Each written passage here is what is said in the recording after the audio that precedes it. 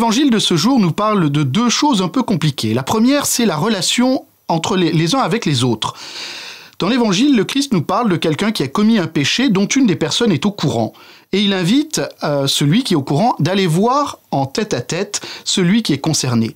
Il y a là quelque chose de très naturel et de très sage de la part du Christ. Malheureusement, nous le savons bien, dans nos groupes, dans notre société, souvent tout le monde est au courant, sauf la personne concernée. On en parle avec tout le monde, sauf avec celui qui est concerné. Le Christ nous invite justement à cette délicatesse, à cette discrétion vis-à-vis de celui qui a pu commettre une faute, visible ou invisible, pour aller le voir.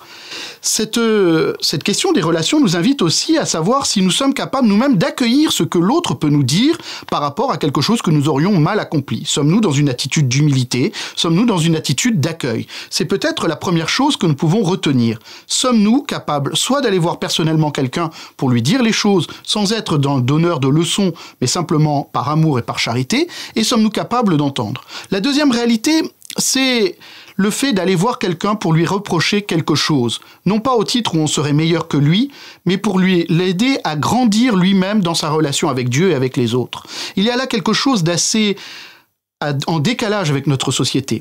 Aujourd'hui, nous avons toujours tendance à faire preuve d'individualisme, de relativisme. Oh, s'il fait comme ça, c'est que ça doit être bien pour lui. Ou s'il pense comme ça, c'est son droit le plus strict. Le Christ nous invite, lui, à regarder les choses autrement.